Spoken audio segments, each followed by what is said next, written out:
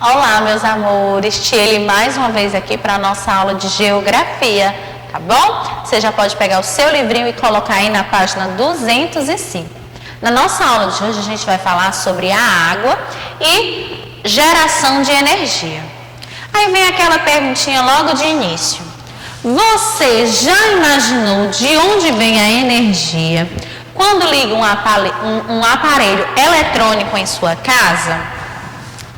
Essa energia provavelmente ela é gerada pelo movimento das águas. Sim, gente, olha aí. Há diferentes formas de se obter a energia. A maneira mais comum no Brasil é gerada nas usinas hidrelétricas. Por mais que haja outras fontes de geração de energia na matriz energética, o uso da água ainda é muito presente, certo? Das hidrelétricas. Cada usina conta com uma barragem e um reservatório de água, com um conjunto de geradores e outros equipamentos que preparam e enviam a energia gerada para os consumidores. Atualmente, gente, uma das características da sociedade moderna é o pleno uso de energia em diversas atividades, não é?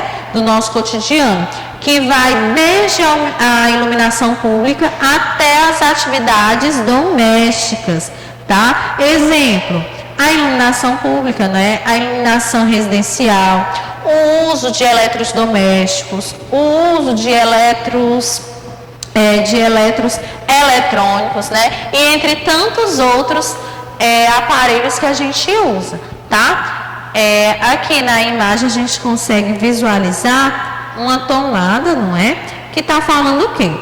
Atrás das tomadas e lâmpadas existe um grande complexo sistema que leva a energia até as nossas casas.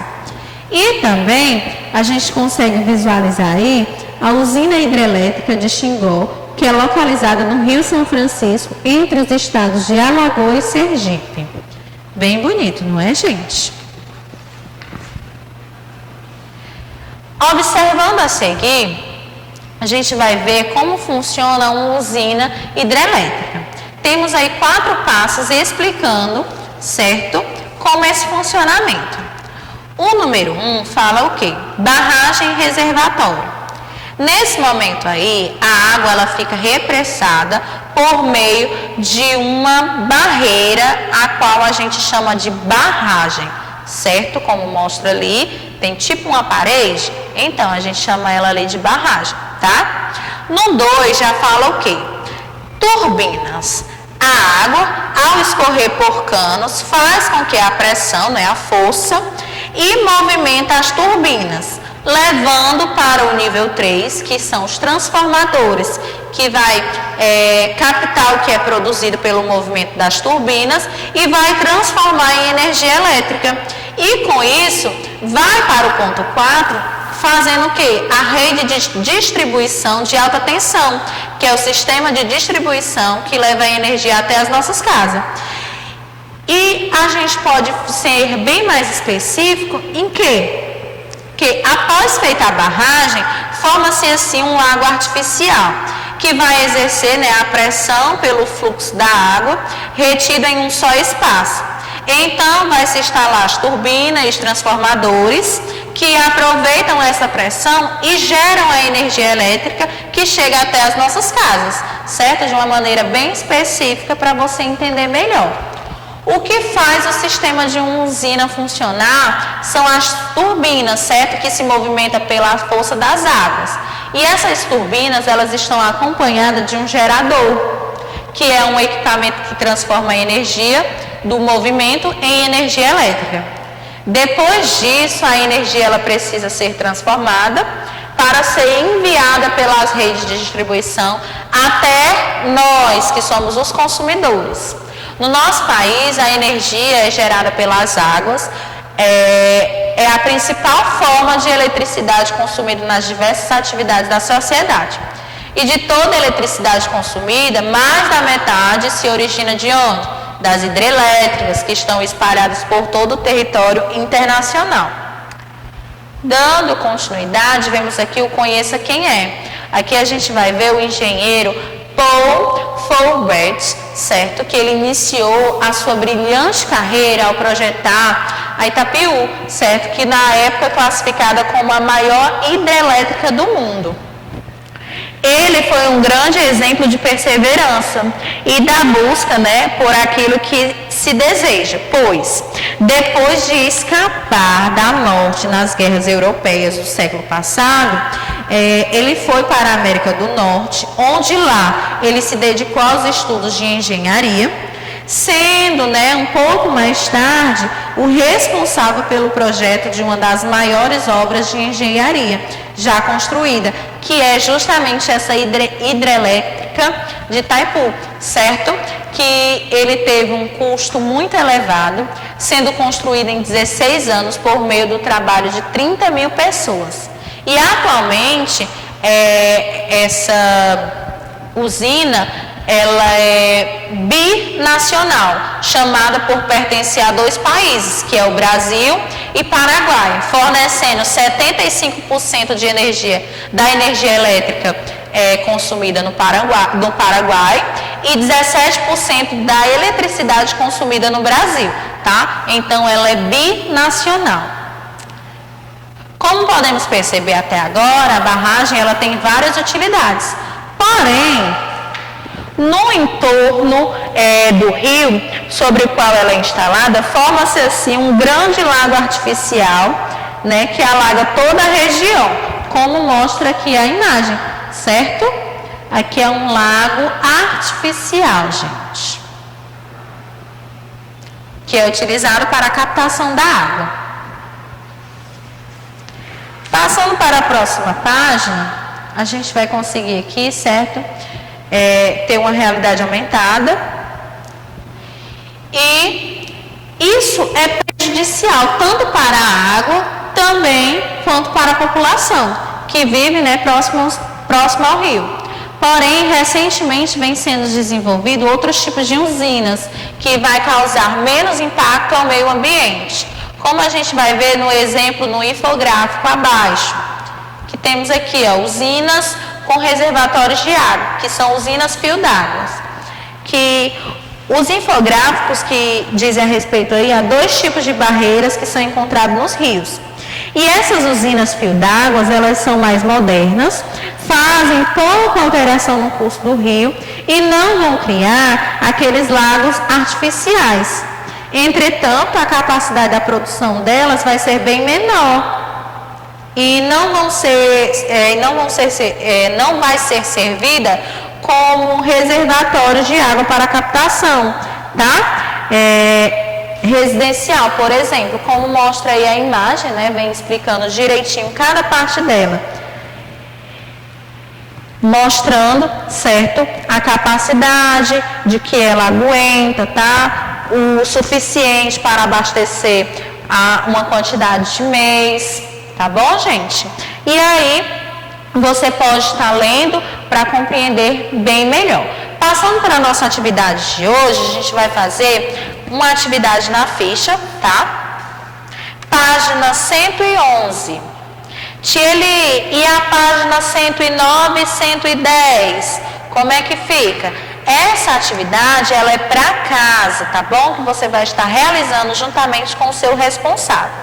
Na nossa atividade de classe, a gente vai fazer a página 111 e 110.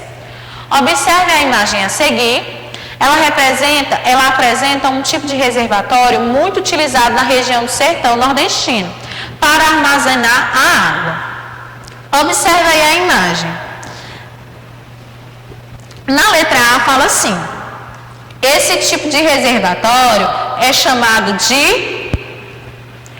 Qual é o nome desse reservatório aí que a gente pôde entender nas aulas passadas? Ele é chamado de cisterna. Sim, cisterna, tá? Você vai escrever aí, ó. Tá bom? Na letra B, explique de onde provém a água que abastece esse reservatório. A gente pôde entender, né, nas aulas passadas, que as cisternas elas são abastecidas pela água da chuva, que cai sobre o telhado, não é, das casas, e é captada por um sistema de tubulação que liga a cisterna ao telhado, certo?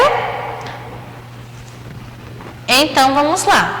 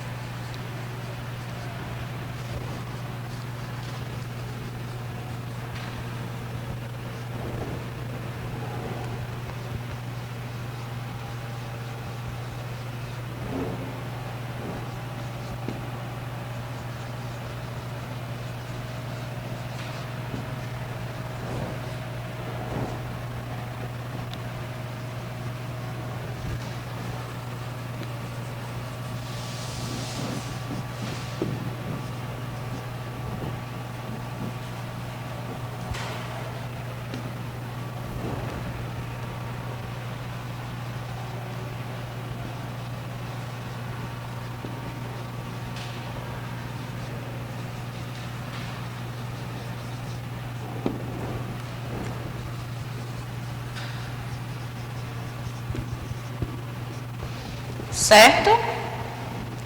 Na letra C, em que período são utilizadas as águas desse reservatório? Durante o período de quê? Da seca, não é verdade? E nos meses que não chovem tantos, naqueles meses que a chuva é bem menos, tá?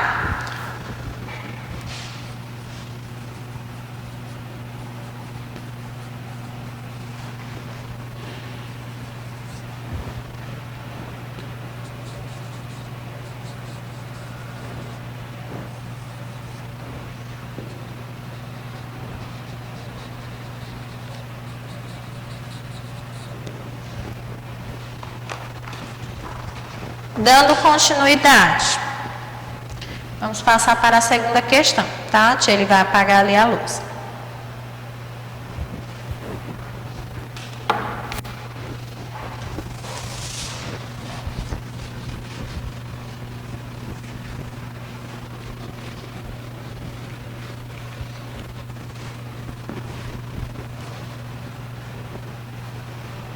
A segunda questão está perguntando o quê? Por que o Rio São Francisco é tão importante para as pessoas que vivem próximo ao seu curso? A gente sabe, não é, que o Rio São Francisco ele corta a região do sertão nordestino, que apresenta o quê? O clima seco, certo? Ao longo do ano. E por isso que as águas do rio, elas são bem importantes para a população que vive ali, tá? Devido ser um clima seco.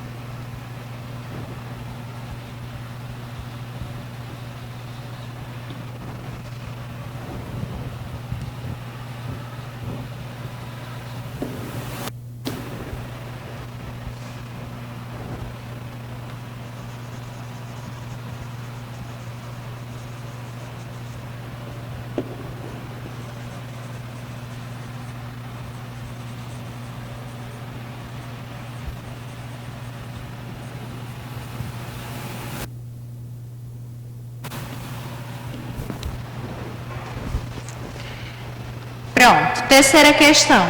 Explique o que é a transposição do Rio São Francisco. A gente viu, né, que é uma obra que visa levar por canais parte da água do Rio São Francisco para as regiões que sofrem com a seca. Isso é a transposição, tá bom? A tia Eli vai tá dando essa sugestão, mas você pode colocar da sua maneira, tá bom?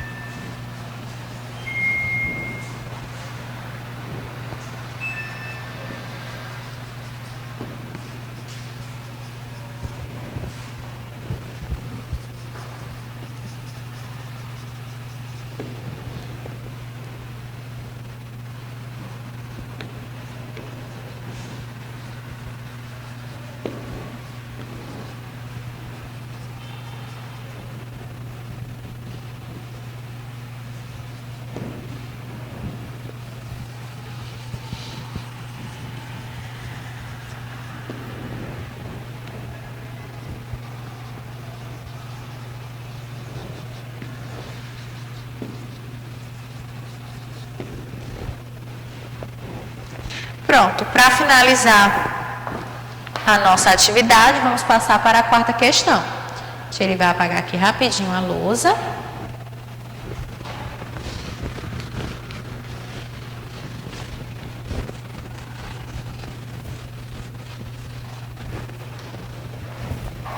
Que fala, né, que todas as pessoas concordam com a transposição do Rio São Francisco? Não, né? Pois alguns ambientalistas alertam que a transposição ela pode ser um risco para o rio, que já sofre de diversos impactos ao longo do seu curso, certo? Essa é uma sugestão que a tia Eli está dando, mas também você pode estar colocando da sua forma, tá bom?